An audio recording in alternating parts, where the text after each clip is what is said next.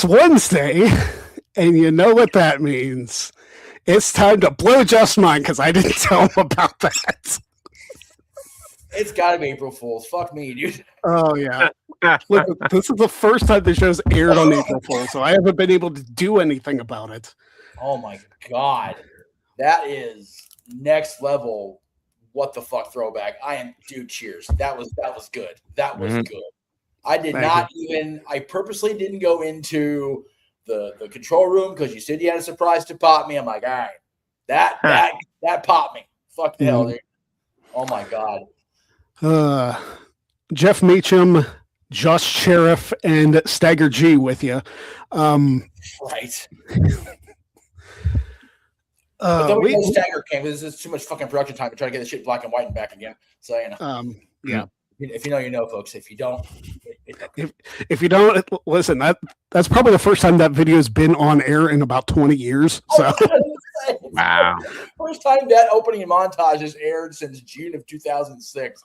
Yeah, so about 20 years. Almost 20 years. Wow. Well, we're off and running now, kids. Here we go. Yeah, good times. So, I was at SmackDown on Friday. Yes, you were. And I've posted the pictures on my social media, but we can go over some of them because they're pretty cool. First of all, had to shout out the channel. Yes. Right there. In the main event of SmackDown, nonetheless. Nice. And later on in the main event of SmackDown, you know, right there on camera. Right up in it. Yeah. Yep. And, you know, Orton had already stared me down earlier in the night. So, I'm like, dude, what did you say to Randy? Dude, Randy's going to kill this guy. Yeah. And Orton wasn't the only one because Trick Williams, you know, I almost wonder because Sour Graps, you know, with Kate and Alex. Oh, yeah. Is the NXT post show. And Trick kind of had the Booker T5 out there a little bit. He sure did. Maybe Sour Graps is more integrated into NXT than we're familiar with. It would appear that way based on Trick giving you the business there. Yep. Right. I love it. And of course, getting a high five from Tiffany Stratton on her way down to the ring. Dude, okay. Just abandon all like social pretense. Is she not just fucking smoking hot in person or what? Holy crap. I mean, let me tell you, like I got to see Tiffany that close. Charlotte was like right near me when she was doing her entrance. Yeah. And that's why I couldn't see you during Charlotte because she had a damn robe up. No, she wasn't. I wasn't behind her. Like I was like a row or two in front of where she was at. So, okay, gotcha. Okay. You just can't help but stare at Charlotte when she's doing the entrance, so it's hard to see anything, including Greg sitting there. Yeah. But earlier on, speaking of Charlotte and Alexa, there was this little nugget here. Yes. Nikki pointing at my sign. She knows. Yep, she knows. She knows. Both of us pointing at each other. I didn't do it on the way back because she was being helped out. Well, yeah. So, that was scary for a minute. I was worried. I'm not going to lie. Yeah. But she's good. She's going to be at Mania, so she's fine. She will be. Which means I'm pissed at everybody that's going to Mania now. Fuck all y'all. It's, you know. I do have a Bella. I finally bought my first Bella Twins merchandise. I'm a bad friend. Let me be clear. Just an awful friend. But I have my first Bella Twins shirt on the way. That'll be here before Mania, so I'll wear that during the tag title match. And because if we don't win, like, what are we doing? I feel like, and again, I don't know if this is pure speculation. I feel like if they signed a deal, they have a clause in there to be like, hey, if we're going to do this, we want to win the tag team titles at least one time, just to say we have. Yeah. And for everything that the Bellas have done for wrestling, which I'm going to say this right now. There are a lot of people who throw a lot of hate on both Nikki and Brie. Yep. I've always loved the Bella Twins. And I don't get it. Like, I watched Brie Bella's first match in WWE live. And to see them 18 years later, still Right? looking. But you have to realize how influential the Bellas have been to women in wrestling. There are a lot of women wrestling right now that have been inspired by the Bella Twins and everything they've done to be mainstream successes. I was going to say, for everybody that loves on Chelsea Green and defends her against the dicks of the world, that's Nikki and Brie influencing Chelsea Green. So if you all can love on Chelsea Green, then you got to throw some love to Brie and Nikki's way too. Mm-hmm. Sorry. I'm sorry to be that crass about it. And yeah, I'm defending my friends. And yeah, I can't say what she said, that I've always been a fan of the Bella Twins, because I wasn't always a fan of the Bella Twins. You know, it took a while with Brie. You know, she happened to marry a friend of ours. But, you know, and Nikki, it took even longer for reasons that I still can't get into now. But, you know, they welcomed me into their friendship circle when they had no business doing it. Okay. Yeah. And everybody knows how I feel about their ex-stepfather-in-law. So, or ex. I mean, nobody cares for their ex-stepfather, not father-in-law. That'd be it. I can't figure it out. It's so complex and stupid. But yeah, I have no love for that guy, and they still welcome me in. And looking back, it's like, okay. So I forget when it was. Somebody put out a rant on them or some sort of like hate speech or whatever, and you know, No DQ was criticized for posting it, and it's like, guys, it was labeled as an opinion. Yeah. It was an opinion piece about the Bellas. Everybody's entitled to opinion, even as wrong as it is. Yeah. It's still your opinion. And much like opinions, they're like assholes. We've all got them. And in that case, that one stunk. So I'm glad they're getting an opportunity. I think they're easy money, and they're in Vegas. So I think the smart money is on them to win it at least once. And if it is going to be any time this year, it's going to be them. Yeah.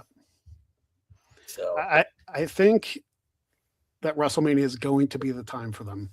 Okay. And a lot of people are going to hate on it, be like, oh, why would they do that? Why would they give the titles to the Bellas? They're not full-time, blah, blah, blah.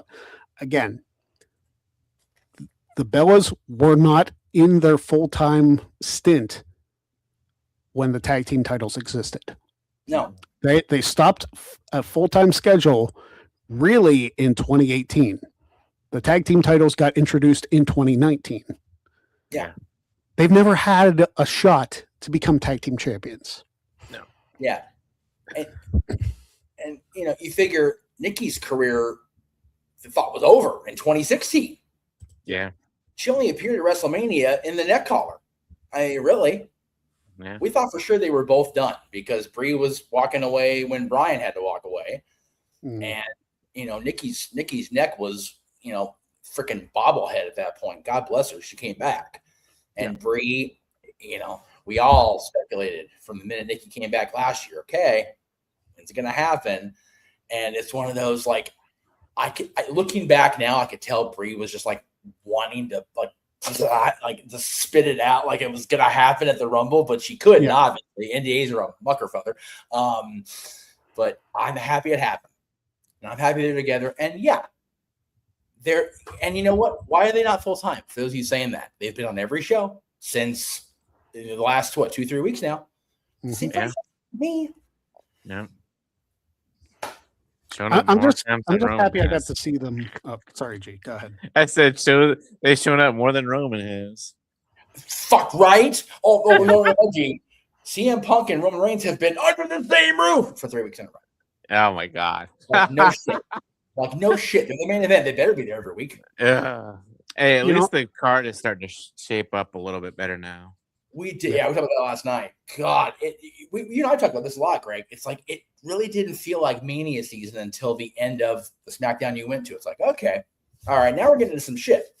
And then Raw too, they added a shitload of matches. Raw was helpful, 100%. I'm telling you what, like, I never thought that the most exciting match on the card would feature Brock Lesnar in 2026. But man, yeah, like Oba is an attraction. Yeah.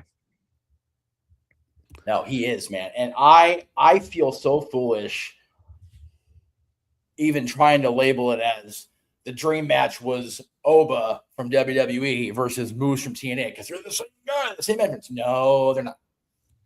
Oba's mystique is on a whole level. And I love Moose. I respect the hell out of Moose for everything that he did for and with TNA. But golly, Oba Femi, his aura at the Rumble. Greg and I did a watch along of the Rumble, the reactions, and it was like we were watching a superstar be made right in front of us. We both said it. You know, this match is something when Triple H has to come in and stop it, like from them brawling. Like Triple H knows something is here, and he doesn't want to waste it on a random, not random Raw. It was in Madison Square Garden, but you know, exactly. you don't want to waste. You don't want to give away that mystique of Oba Femi, like you were saying, Jeff. Is that the first televised Garden show after Hogan's death? Yeah. That's crazy to think about. I just now realized that. Speaking of Hogan, so I'm sure you guys saw that the match that's being inducted into the Hall of Fame is Andre and Hogan. And it kind of sucks. Like, I mean, it's good, but it sucks because Hogan just literally passed away last year. And, you know, it's like, and he's not there to talk about it. Yeah. If I'm being a fair and honest Hulkamaniac, I think it wouldn't have been the match this year if he hadn't passed away. Okay. That match's importance cannot be undersold. So who's going to, like, talk about this match? Like, who's going to... Because Brett and Austin were there for their match last year, but like Hogan's not there and Andre's not there. Maybe Jimmy Hart. I'm thinking somebody that was involved in it, but like everybody's gone. Bobby Heenan's gone. Joey Morella's gone. Like, and you know, even the contemporaries. Okay, well, maybe this is how we get Vince coming back. No. You know what though? You throw that away offhanded, but if there was ever a reason to bring him back, even at a Hall of Fame speech, although you know, now they're talking about, you know, he would be the one to induct Stephanie. It's like, that's the wrong way to get Stephanie over, is to have her dad induct him. Shane, you know, Triple H is going to induct Stephanie. Yeah, if it's not Triple H, it should be Shane. I think Vince is just. I don't think it'll be Shane for reasons which we'll get into. Yes, that's fair. So, yeah, I mean, Jimmy seems like a young candidate because, you know, nobody gushes over Jimmy Hart, over Hulk Hogan like Jimmy Hart, even me. God, yeah, and you know, it's mentioned in the chat, Andre's daughter, or maybe Nick Hogan. If I remember right, I think there was a Real American Freestyle event that weekend, so I don't think Nick will conflict not appearing at that by appearing at WrestleMania. But yeah, and again, I think I agree with Greg. Triple H will be the one to Stephanie. I can't see either one of her parents getting a positive reaction. No. Linda is just so much more polarizing than she was pre-2020. If we're being, she is a buzzworthy topic for all the wrong reasons, and bring her out there on that stage in front of that Vegas crowd is dangerous. Yeah. So it's got to be Paul at this point. I mean, you know, who better to gush over Stephanie than Triple H? You know, AJ Styles. I think it's got to be Cena. Yeah. I know it's not possible. I would love for Daniels to induct AJ, but I know it's impossible. Yeah. We were actually talking about that yesterday. It's like it would be great if it could be CD or Joe. If it's going to be anybody in that vein, with the partnership, it could be Frankie. Yeah, it could be Frankie, right? Which I would love. Shit, you know. Well, yeah. I mean, because I'm an unapologetic mark for my boy Frankie. Bischoff actually brought. Oh, go ahead. I'm sorry. Yeah, I'm just going to run through these real quick. What's up, Jake? Matt, doing pretty good. Had a good start to the show. Yes, they popped me. And Dwayne, what's up, man? How you doing? It is the most wonderful time of the year. I always call WrestleMania my second Christmas, so I agree. Dwayne Bischoff actually brought this up on his podcast, I think either last week before. He was asked about abducting Rodman, and he said that he couldn't because of the Real American Freestyle conflict. He won't be there at all. Which, considering that AJ Styles and Dennis Rodman are both going in, to have Bischoff not be there is weird. But he's got a direct business conflict. He's not gonna, not gonna do that. Angle's a good possibility. But isn't Angle involved with Real American Freestyle too? Yeah, I think Angle is. Yeah. So if they're having a show that weekend, anybody on that business chart, including Nick Hogan, is not going to be at both. So, we'll have to wait and see. I would love it if, like I said, I got to believe it's going to be Cena for AJ. I got to believe Triple H for Stephanie. Yeah. I agree with Dwayne. If anybody left, it should be Dallas for Dennis Rodman. Yeah. Demolition. Oh yeah. The New Day, because they're the ones that broke their record. Maybe. I'd throw out Paul Ellering, but I don't know if they have very many interactions. They didn't, unfortunately. But by the time the Road Warriors actually came to WWE, Paul was not part of their package at that point. And Demolition was gone. Yeah, because Ellering came in at WrestleMania 8, and by then Smash was already Repo Man. So yeah, and Crush was soon to be repackaged as the Hawaiian Crush. Yeah, and Bill was long gone at that point. So yeah, I would think it'd be the New Day just for the historical, that makes sense. Yeah. Who else? So Bad News Brown and Sid are both legacy inductees. They usually get like a video package, and that's it. For me, both those guys being just legacy inductees, I feel is kind of bogus. But I will say, where do you qualify what? Because Sid, I think, is more of a modern inductee than Bad News is. But Bad News is part of that golden era in the 80s. I have a problem with both of them being legacy inductees just because Sid was a 3 or 4 time world champion. Yeah. And I like Bad News, but Bad News was involved in the main event scene for a while because he had that feud with Savage. Yeah. Unfortunately, I think at least on Bad News' end, politics ended up derailing his WWF run, which is probably why people don't. Dwayne might have a point though. That could be the new posthumous induction, which is fine. Yeah, which is probably why, because I know Brian Adams' son, nephew, whatever was brought up as far as why isn't Crush? It's like, well, by the time Crush became part of Demolition, they were already on the downturn. So pointing that out would be awkward, but that's kind of like saying, hey, why wasn't Hornswoggle in with DX? Yeah. Well, hey, why wasn't Virgil with the NWO? Okay, well we can keep going. But yeah.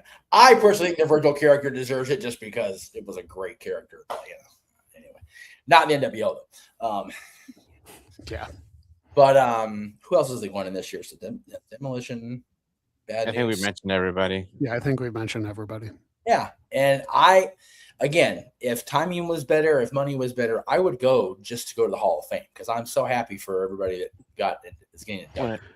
I'm going to be so annoyed if they induct Shane next year. I don't think about that. Yeah.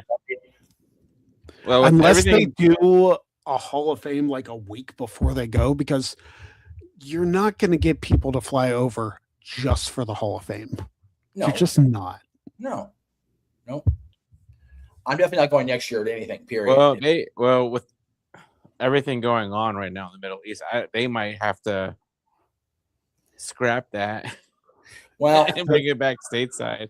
The problem is it's a contractual thing, so there's a whole lot of legalities involved, even though it is like intercontinental, as it were. And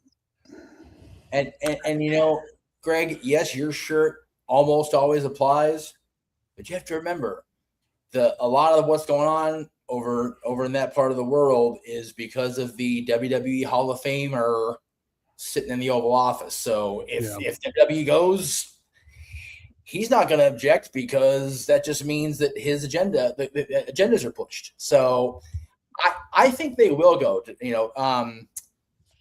Jake, you mentioned it won't be in Saudi.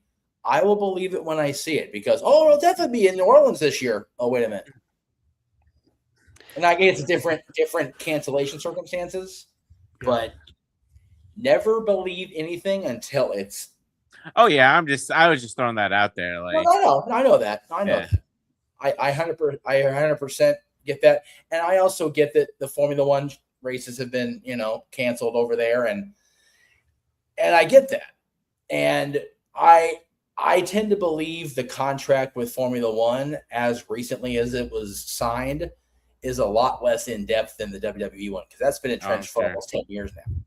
Oh yeah. So I think they'll honor every bit of those 10 years. Then they'll be like, okay, deuces, I'm out. It's too great. Here's my thing. Like, I know it's coming up in 2028. Yeah. But and maybe this is a question for Sean because he would probably know better than I would. I don't know if they've extended that deal or because there's a whole lot of money behind it. So, I almost feel like WWE and specifically TKO would not want to turn the faucet off to a big money deal. No. So as morally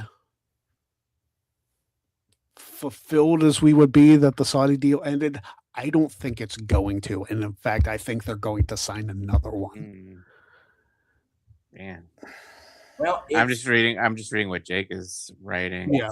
And again, none of those comments that are coming up in the chat room are wrong or misinformed or whatever. It's just one of those, we really don't know all the details. And it's one of those things where we draw the line between, full on investigative journalism and just, a bunch of buddies, working on that shit for an hour. For me, it's if they're going to honor a contract that they signed in good faith, however people look at the situation in Saudi Arabia or the Middle East, WWE signed the contract in good faith with the intention of helping the Saudis in their rebuilding their presentation, their perception. Yeah, that's a whole thing now. It is. It's a whole thing. During Riyadh season. Yeah, Riyadh season is this whole year-long thing. And you know what? Based on everything that we are being shown, it looks like things are getting better. We just have it where, the neighbors like Iran, it's a little shaky over here. So I'd be more inclined to believe that, okay, we signed it, we're going to go, we'll honor the deal. And while it is a big money grab for them, as far as TKO's overall bottom line is concerned, I think the public perception may weigh in more than it usually does with the TKO board umbrella. I'm not saying that the TKO board is exactly like on the up and up. Well, no, I'm not. I feel like all they care about is money. And with the ticket prices that I paid for SmackDown. Yeah, no, I know. Yeah, that's the second highest reason why I'm not going to Vegas for any WWE activity, just because I enjoy having roof over my head and food in my belly. Thank you very much. So, Jeff, you might know this, or Greg, you might know this. So when I went to Hershey, the Giant Center, it was $121 for row 101 or section 101. Now, do the arenas come up with the prices, or does like WWE and the arenas come together and figure out ticket prices, or how does that? They generally come together because I know, and I only say that based off knowledge. Go ahead. Sorry. No, you're good. I thought I was talking over you. When WWE is in the Crypto.com arena, the prices are different than when AEW's in. Okay. So, and I know that from far too much personal experiences, unfortunately. But at the same time, King's tickets in November are different price than King's tickets now. Right. Okay. Because we're getting to the playoffs, and there's a snowball's chance, but it's there. In hell, the Kings make the playoffs, so they're pricing up. It depends on the event. It depends on the city. It depends on the market. What I figured. Okay. A lot of things. Like, and again, this is me going way too inside baseball for anybody that doesn't give a shit. In the year 2000, the year before our secondary park, Disney California Adventure, opened, prices at Disneyland Park for one day, one park admission were $33. So even with the rate of inflation between 2000 and now, those one day, one park should only be roughly around $66. The lowest tiered price ticket for a one day, one park is $104. That's the difference. So going to WrestleMania 21 was a lot less expensive than going to WrestleMania 39, even for one night. Yeah. It's all about the venue, the timing. Yeah, that's what I figured. Yeah, it is. It's unfortunate because Vegas tourism is also down from last year. So they feel like they have to respond for it, with upping ticket prices. But then they did that blackout, and the market went ape shit. Like, you can't fucking take our tourism from us. So they, okay, yeah, go ahead and do that then. Now all of a sudden they got all these events, and people are coming to Vegas. So Okay, but, I was just curious because Greg was saying how much he paid for his ticket, and then like how much I paid for my ticket at Giant Center, and like it's that's what I figured. Let me put it this way: I bought a ticket for Double or Nothing next month, and 3 nights in a hotel room. Yes, 3 nights in a hotel room, plus the cost of the ticket for Double or Nothing, and I don't have a bad seat. No.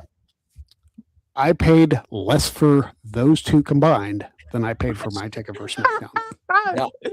And I have zero qualms in not believe. Like, I believe that 100%. Oh yeah, I do. Yeah. And it's definitely and I find it so funny that there's people out there, Vince McMahon would never, he always kept it family price. It's like, motherfuckers, he engineered the sale. He came back to the company to be in the executive chair seat to make this sale a thing. He was pushing for this. Whatever happened to him in his own company, this was the goal. Yeah. If any of you out there are thinking that Vince wouldn't do this, Vince would be leading the fucking parade of money down the street. Are you kidding me? Well, like Richie said last night, Jeff, people are going to keep on buying tickets to the WWE events. Tickets are going to keep on getting, or not higher and higher, but they're going to stay the same. And the only way it's going to go down is if they don't sell out the shows. Yep. And they're not going to. No. And people will hate on me forever on this, boys. But Bruce Pritchard flat out said, not only on his podcast, but on Unreal, WWE's not booking for the people here. They're not booking for the people that are commenting on YouTube or whatever. They're booking for the people that are in those arenas. And the arenas keep getting full. Yep. When I was at Raw in Hershey, the arena was pretty much sold out. Yeah. And it's one of those, all these and silly. I hate this fucking word. I don't know why I use it. Ancillary things that they're charging for it. WWE, week in Vegas or whatever. It's like, okay, yeah, it's priced high as fuck, but people are still doing it. People are taking mortgages on their house. If enough people would actually go, okay, I'm not going to pay $10,000 for a bus tour with Cody Rhodes. Well, somebody else will. So, yeah, and a lot of people did. A lot of people have. Yeah, like I said, taking second and third mortgages on their house just to get it. Which, to me, like, I have to justify like spending that kind of money on something. Now, like if it was like a one-on-one interview with like Shawn Michaels or something, Oh, definitely. then maybe I could see spending that kind of money. But going on a bus tour where you're not like one-on-one with Cody and there's a few other people, Yeah. let me tell you something. I went to dinner with Maven in August of last year. Didn't cost me a damn thing other than like the gas to get there. Well, sure. Way more fun than I would have had on a bus tour with Cody. Yeah. And a steak that lives rent free in my mind. And I love Cody. I do. But Yeah. I am not. That's and it's funny you mentioned Sean. It's like, people will justify it if it's worth it to them. But God, for $10,000, I better be getting a one-on-one private, like how to do everything in the business with Shawn Michaels, or how to book an entire show meeting with Stephanie or something. Like $10,000. Or like taking a bump and being a part of the show. Yeah. Right. Right. I would be down for that. Here, for perspective, and again, this is out of pocket. So if my parents are watching, my bad. We are not renewing our King season tickets for the first time in almost 50 years. And I was figuring, okay, maybe I could, put in my paycheck and kind of help and keep the tickets. It's costing us roughly $10,000 a year. $10,000 a year to attend 41 hockey games. And they're asking $10,000 for one fucking day on the bus with Cody. Nope. No. Man. That's where the justification talk in your head happens. Yeah. If my family can't renew something we've had for 50 years, then I'm not going to spend it all in one day. Yeah. That's No shit. No. fucking crazy. No. 100%. Not unless, listen, I better have a World Series of Poker main event bracelet before I spend $10,000 for a bus ride. Exactly. Yeah. Exactly. And That's again, crazy. and to Dwayne's point, it's only an hour. You're spending I thought it was a half $10,000 hour. for an hour. Yeah. You figure we're spending $10,000. Okay, well, Jake. Okay, it's $10,000 divided by 41 games, and I'm including gas for the car. I'm including food at the arena, parking at the arena, which is fucking Disney level prices now, which sucks. And then the actual game ticket. Yeah. So that's like it's about $250 per game. Which is fucking ridiculous, even in 2026. But again, inflation is a sumbitch. Yeah. Mm-hmm. I'll tell you, like going to the con I went to in Pittsburgh back in December, Yeah. the price to get in was like $20. And Yeah. then like the pictures and stuff were like 60. It's like, I would Yeah. much rather spend my money on that. Yes. And granted, I'm not a picture guy to begin with, but Yeah. I would rather have those memories to look back and be like, hey, Yeah. that was cool. And I didn't spend, my life savings, which isn't Yeah. much, on that. So Great. Oh, good. so when I went to Fan Jam, I helped out Daniel because he brought in Pinky Montoya and Nikita Koloff. So I helped him set up. So I was already in there. So I didn't have to pay anything because I was technically a vendor helping him out. But like once our other buddy got there, I think for Jeff Jarrett, the combo I paid was 60. And then for Mickey James, the combo was 80. So that was 140. And then I think Pinky was 40 for a combo. So $180 for three wrestlers for 3 combos. Like, not that bad at all. No. And See, again, I would much rather spend money on this show making me do some wheel spins because we haven't done that in a while. yeah, no. I'll give you a great example. There's going to be a lot of people at WrestleMania week and WWE World and all that stuff. And I would love to go see them. But in end of May, I believe it is. Yeah. Okay. May 16th and 17th. Just out here in Ontario where our minor league team, Kings minor league team plays. And there's been a few SmackDowns over the years. Kurt Angle, Kevin Nash, Sean Waltman, Tessa Blanchard, Tully Blanchard, and Rob Van Dam. Now, I can go see my buddy Rob, help pay for taking care of twins. Because, goddamn, kids are a thing. Yep. seeing Tully Blanchard, I think he'll be the only other horseman I've met outside of Malenko like in recent years. So that's awesome. Tessa, people are gonna have their opinions on Tessa Blanchard. I've always wanted to meet her. Kevin Nash, again, I haven't seen anybody in the clique since Scott passed, so I kind of just want to, let that. Sean Waltman, longtime dear friend. I just want to get back and just like give him a hug and like hold on for a few minutes.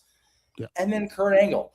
I have a terrible picture with Kurt Angle. It's a selfie on the fucking Jericho cruise where we both look like we're half awake because we are both half awake. So it's like, I'd rather just go spend the level of money they're going to ask to spend on one person, one experience in Vegas and get every one of those people knocked out. Yep. Yeah. It's not a difficult choice. No. Plus the cost of getting to Vegas for Skating, Ontario. Yeah. I feel like with Fanatics Fest happening in July, I want to see who the lineup is before I go. Because if there's nobody that like I necessarily need to meet, See. I think they've already announced some people. Let me already. look for you. I think so. Yeah, because they've been talking about it on Raw. I know they mentioned it because they talked about Saturday night's main event being at the Garden, which is another potential reason to go. But I'm not paying for floor seats for that one. Yeah, you'll be paying out everybody's ass, not just your own. All right, view current lineup. Let's see. WWE. John Cena, Rhea Ripley, Cody Rhodes, Undertaker, Bianca, Charlotte, Becky, Liv, Randy, Logan Paul, Io, Tiffany, Jay, and Stephanie Vakir. Sounds like a And I'm sure they're gonna add more to it. Yeah, I'm sure they're gonna add more also. And I mean, obviously you'll have your sports people there too, like Tom fucking Brady. Hey, you know what? If I could find a way to bring Dylan to that, I'd bring him to meet Brady because that'd be cool for him. Like it's like, dude, people are gonna have their opinions again. It's Tom fucking Brady. Like whatever, dude. Yeah. People are gonna love him or hate the guy. It's you know what? I just the idea of wow, it's Tom Brady. Cool. Yeah. I'm in the presence Listen, of the Pizza Tom Hut Brady. I mean, commercial I pop. wouldn't say that to his face. I'd give the man his props, but like, Yeah.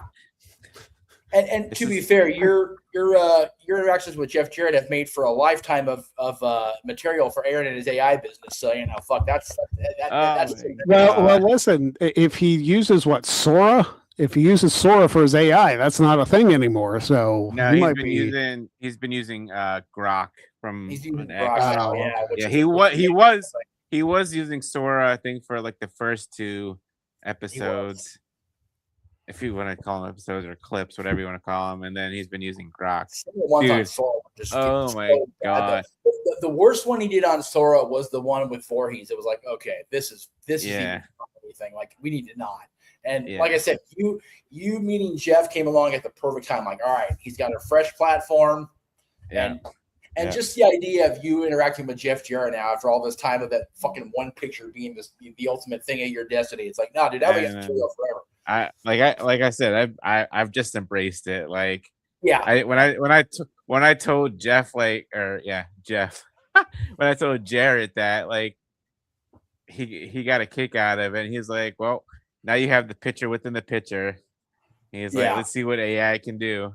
Seriously, so, if Jarrett's popping for it, fucking run with it. You mentioned, paying that level of pricing for Shawn Michaels. Have you seen the trailer for the documentary? I saw it very briefly before I hopped on. Yeah. Here's my thing. Uh-huh. Haven't we done the Shawn Michaels journey a lot already? I feel, and this is me as a Shawn Michaels fan. How much more story do we need to tell? He's been having career videos come out since 2002. So it's but think about how many evolutions. Not trying to mention the wrong faction there, but how many evolutions has his career taken since he became born again and found his way back to the company? He had that run. Then he went on the nostalgia thing with DX.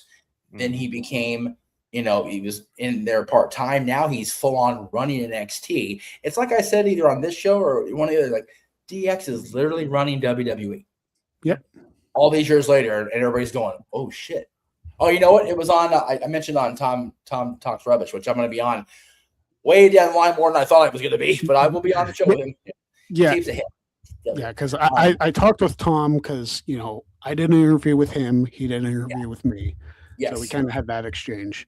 Yeah. And he mentioned that like he has a backlog of interviews and he keeps piling them up. And so that's kind of what I'm trying to do with Greg Talks to People. So I have an interview tomorrow. I have 3 on Friday, and then I have 1 next Thursday.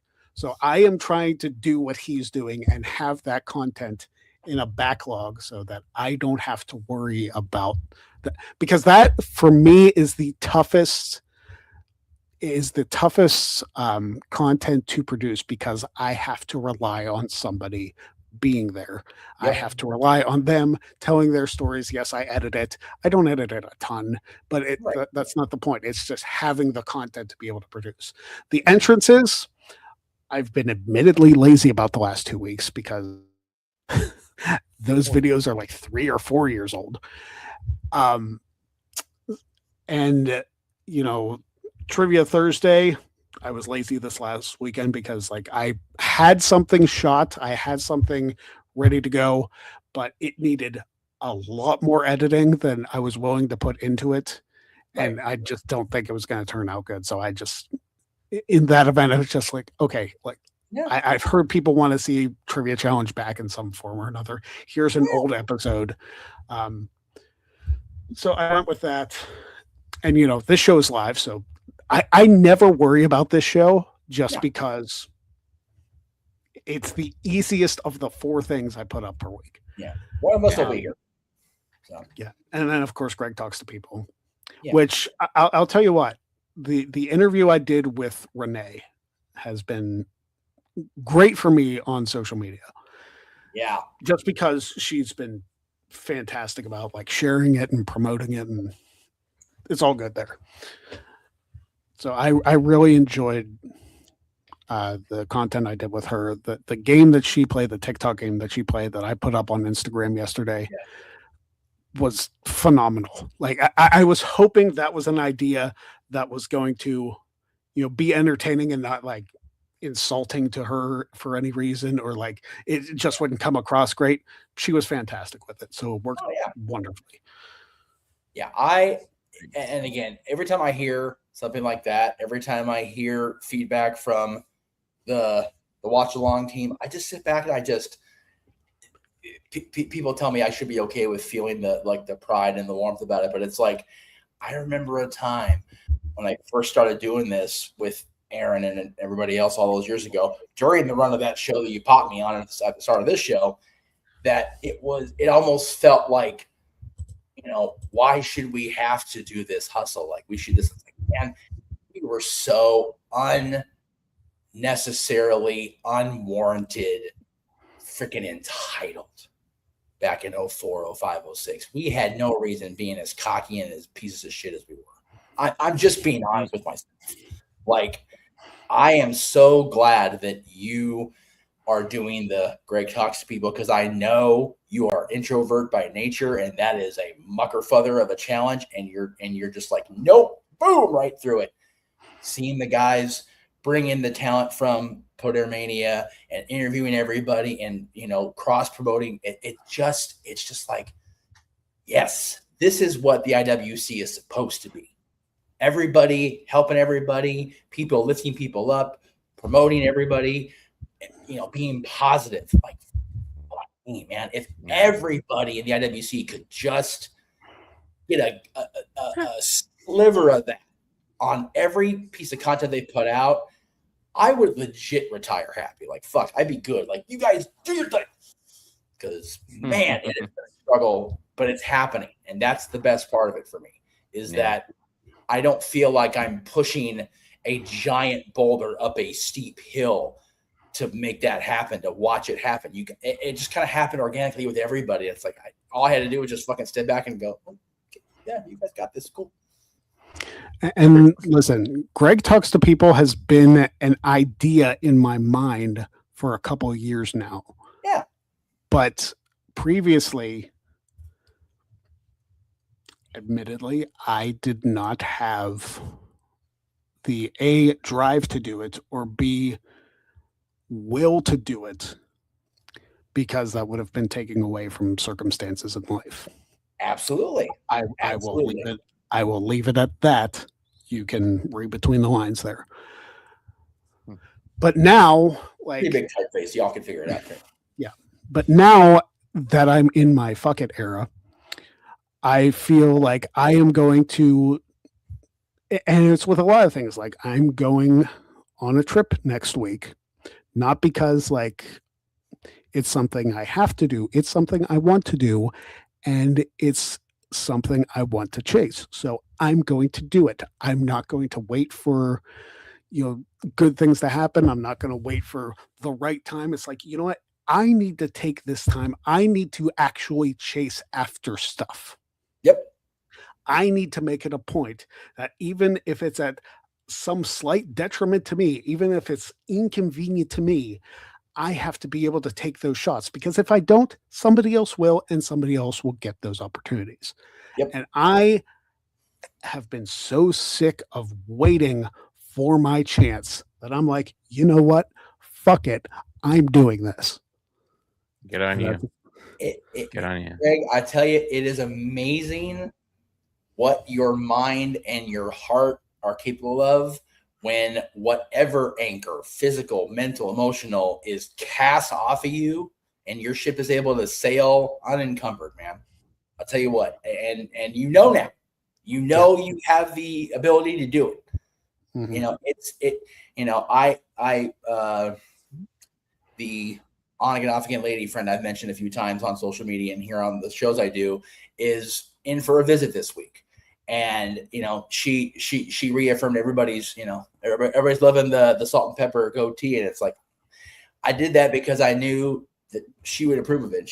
And she goes, did you wait this long to tell me? I said, well, no, everybody else was telling me it works for me. Mm-hmm. And it's everything in this world. I've said this to my son who's turning 18 on Saturday. Fucking hell. Can't believe that crap. Everything in life. It's fucking bananas, G. I can't even deal with it. I know. So sorry, I'm all caught up. But everything in this life, whether subconsciously or consciously, is a choice. You may not have been actively choosing to not go after or chase after or do what you wanted to do. But subconsciously, you knew if you did at the time you were going to do it, it would be more of a problem than a power move. Right. You don't have a reason to not make those power plays for any reason now. And I'm so fucking happy for you that you're in that place in your life, dude, because getting to fuck it mode is the greatest feeling in the world. And I'll tell you what, like, as a hockey fan, like, I hope I cash in on some of those power plays and I don't get shorthanded. So, yeah, dude, hockey fans in the 21st century are spoiled brats, man. We've seen some of the best players to ever take the ice, and now they're getting to the point where they're retiring, or they're moving on, or they're moving behind on the bench as coaches, and it's just like we didn't appreciate what we had. Dude, I don't know what the Penguins look like. Like, I forget what the Penguins look like without Crosby, without Malkin, without Letang. Like, it's ridiculous. Yeah, I am noticing it firsthand on our end, man. When Brown retired and Kopi became captain, it's like, oh, okay, we're still good. And then Doughty's been having seasons he's having. And then Quick got traded for no goddamn good reason. So it's like the core four of that Stanley Cup era is, after Kopi finishes this season, like, Doughty's the only one. But it's the same in all. We are all. I feel like this era of human, not just sports fans out there, it is so, up until very recently, underappreciative of what we have. And I feel like now we're starting to realize that the attitude of gratitude is the way to go. If you're grateful for what you have, and you had a realization that sometimes you just got to take a chance, and you may fucking flare face plant, get back up, and your hair's not streaked red with blonde because that's what nature does. then you're good. Mm. You have to be willing to try. Paul Heyman said this on numerous documentaries. You can't be afraid to fail. But if you go out there and not afraid to fail, man, you can fucking do anything. You really can. You really can. Tying it back to hockey, you miss 100% of the shots you don't take. That's why it took me almost like 10 plus years to go after my associate's degree again. Yeah. Dude, again, I forget because I'm the old fuck in the bunch. I had memory loss issues. How old are you? I'll be 38 on the 19th of this month. Okay, you're turning 38 this month. My dad was in his 60s before he went back and got his degree. Yeah. Nothing is impossible as long as the person believes it so. Yeah. It's like you said, you miss 100% of the shots you don't take. Wayne Gretzky, Michael Scott. Yes, exactly. So I have to confess something on the air, which I'm sure some people figured out already. No, this Tuesday I am not interviewing Shane McMahon. Oh. That was an April Fool's. Like I always try and go with a harmless April Fool's prank. Like I don't like to do anything too spectacular. I don't think I got anybody this year. I may have gotten a couple people, but like I don't think it hit as well as my previous ones. Like my one for hosting Quizlemania was fantastic. Like that was just a great one. And I think either last year or the year before, I did one where I was going to have the party, Woods, Breeze, Adam Cole, and Claudio on Jack of All Trades. I thought that was another good one. I even got a like from Woods on that one, so that was pretty cool. I remember that. But yeah, it should be a surprise to nobody that the Shane McMahon interview is not happening. Manifesting it, but it's not happening. I got a good one you pulled 11 years ago. XMV is coming back, starring Jeff Meacham and me. Thank you, Aaron, for a wonderful opportunity. I forgot I did that one. See, that wouldn't work in this day and age because XMV has been too far gone. Even though I played the intro earlier, like it's been too long of a time for anybody. Except for like the diehards of No DQ back in the day to even get that reference. But I did it for you. Like I didn't do it for anybody. 100%. Aaron's first comment on that post, by the way. Yeah. As it should be, by God. Right. Infamous picture. You know, got me today. Fucking Van Vliet. Oh, Chris Sharp. Yeah, Chris Sharp. I thought she was like do some AI thing, right? And I thought it's April 1st, you dumb fucking ginger. God darn it! I was so mad at myself. I was like, he's gonna do the thing, dumbass. Oh, I was so mad. Oh well. But yeah, he got me. He got me this morning. You got me at the top of the hour. So screw you both. Mm-hmm. See, but again, that one was harmless because it's just like yes. And it's frustrating because like the next April Fool's on a Wednesday is not for a very long time. I'm actually gonna like pull it up I'm here. sure because next year it'll be on a Thursday. Well, no, next year. So 2 years is leap year, so it'll be even way off more than that. Yeah. Damn leap year. 31, 30. But yeah, it's probably not for another like probably another decade. Who knows? Next April 1st on Wednesday.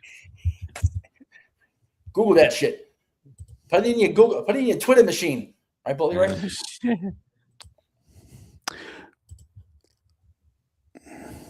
Let's see. So it's not even for at least another 10 years. So this show might not exist. Hey, of course it will. Of course it will. Manifest that shit. I mean, if it exists in 10 years still, like it better be on the level of McAfee for me to continue to do it. Jeff will really be in a scooter to that. Yes, yeah, I'll be honest.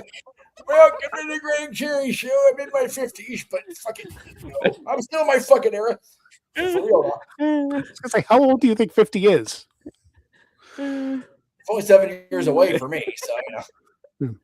I mean, I literally have a picture with two 50-year-olds who look like they're 30. So yeah, Yeah, and well, the pictures of the twins and I from last year were all over 40. So some are still looking better than others, but I swear they're spiking the freaking water cooler in the women's locker room with some sort of freaking fountain of youth.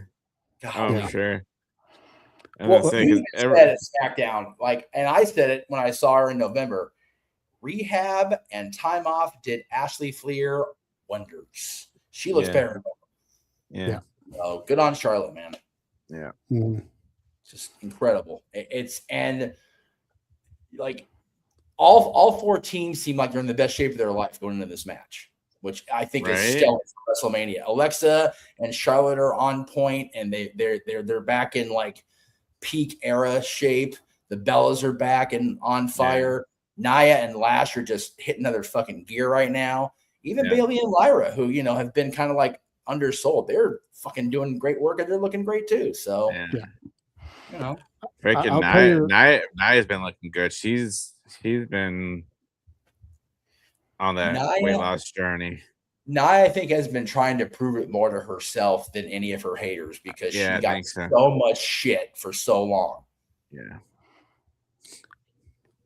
That's what I was going to say. I think that they need to bring the Battle Royals, even if they put them on the pre-show or something, because I am not watching a 3-hour or 2-hour pre-show with no matches. I never do.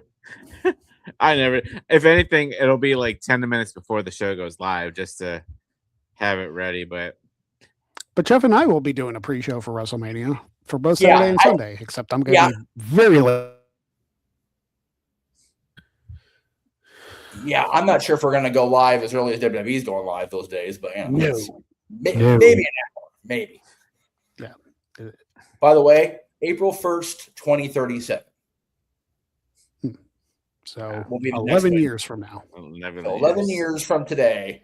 If we're still on the air, we'll be hobbling in the shot rock style with his walker. The people, doing the fucking walker gimmick.